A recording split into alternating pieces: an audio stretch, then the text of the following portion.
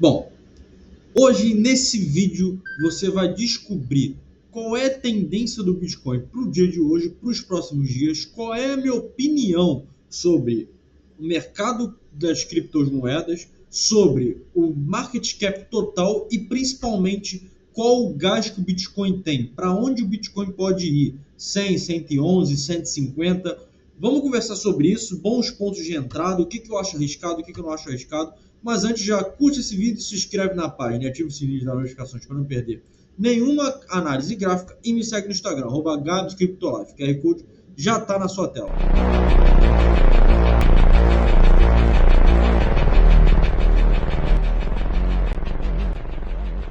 Bom, o Bitcoin hoje, que fez a mínima em 62.720 e a máxima quase em 64 mil dólares, basicamente o que está acontecendo? O Bitcoin está resistindo absurdamente ao rompimento da nossa média móvel de 200 períodos. Tá? Como eu já falei 200 vezes, isso aqui é uma resistência muito forte de ser rompida. Ainda por cima, ainda temos congruência com a forte região de venda dessa região, com a região de 0.3812 um pouquinho mais abaixo aqui de Fibonacci, tá?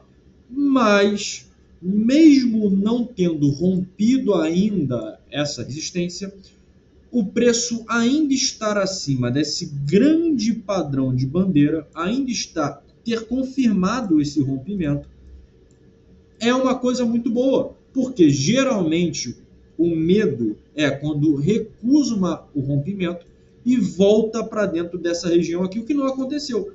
Ele basicamente bateu, não rompeu, bateu, não rompeu, bateu, não rompeu, bateu, não rompeu.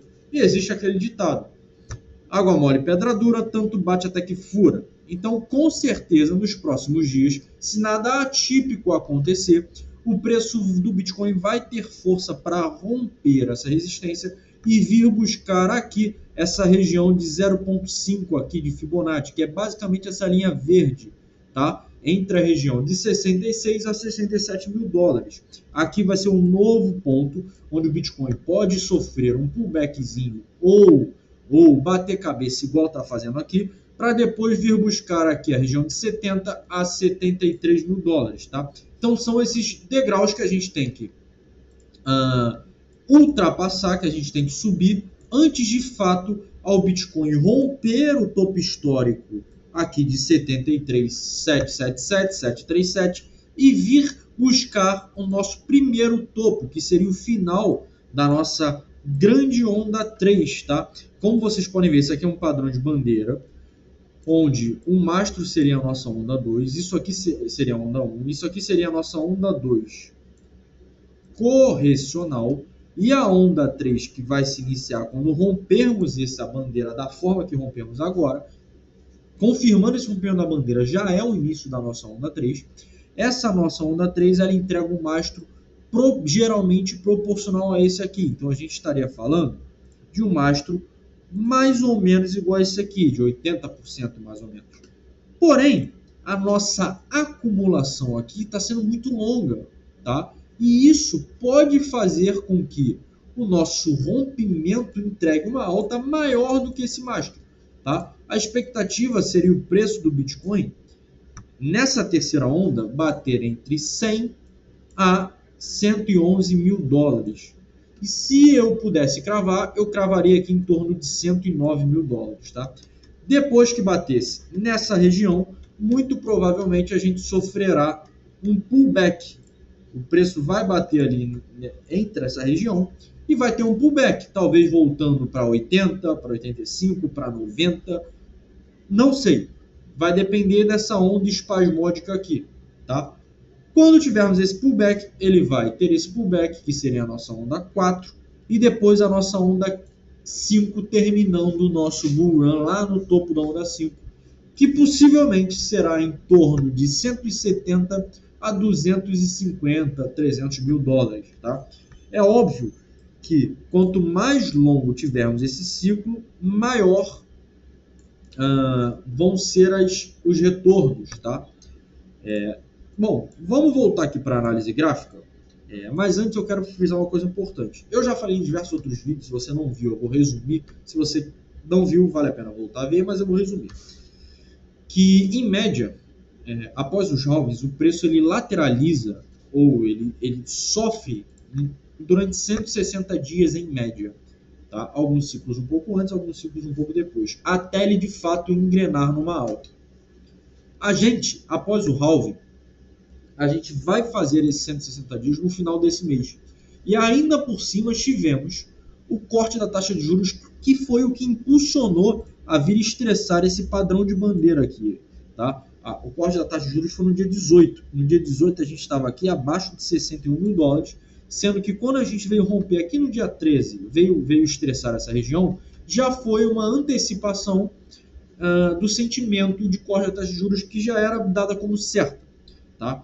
Então, tudo isso indica esse padrão em bandeira, o corte da taxa de juros, esse tempo do halving que a gente ainda não extrapolou, tudo isso indica que os cavaleiros do apocalipse que dizem que já tivemos o nosso topo histórico lá naquele fatídico dia onde batemos 73 mil e pouco, aquele foi o topo run, não foi.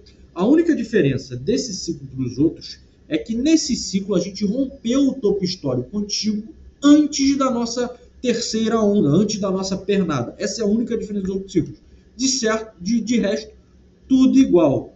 Outro padrão que eu quero trazer, muito importante, é que a nossa média exponencial de 17 acabou de cruzar a de 72 períodos. E geralmente, quando isso acontece, a gente tem uma alta grande a curto/médio prazo. Então é outra confirmação de tendência de alta, onde o preço vai provavelmente, tudo está indicando que o preço vai buscar uma onda, vai buscar essa terceira onda a curto/médio prazo. Então isso aqui, esse rompimento dessa média exponencial confirma para a gente, dá a entender para a gente que o preço ele vai conseguir romper essa resistência, que ele não vai simplesmente continuar batendo cabeça e voltar para o interior da bandeira, porque tudo está indicando isso. Óbvio, desde que não aconteça nenhuma manipulação de mercado, que provavelmente não vai, tá? Até porque até os credores da MTGOX estão segurando, buscando essa alta exponencial, tudo bem?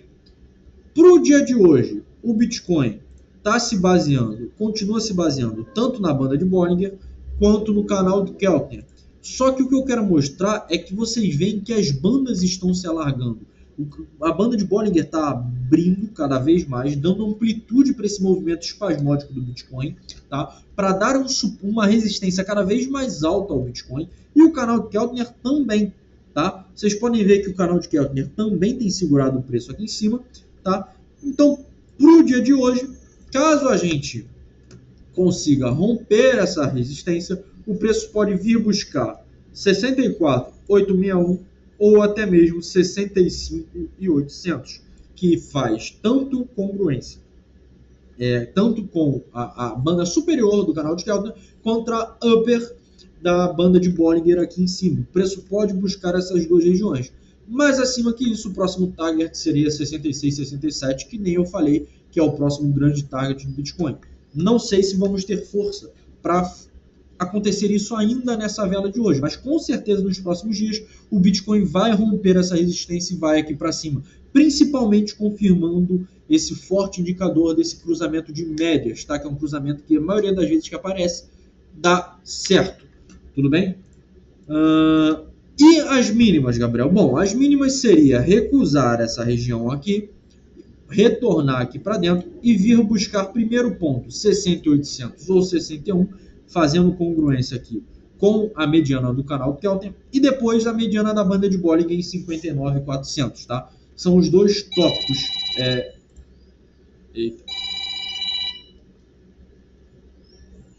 Bom, voltamos aqui à programação normal depois dessa interrupção, tentar aqui voltar à linha do raciocínio.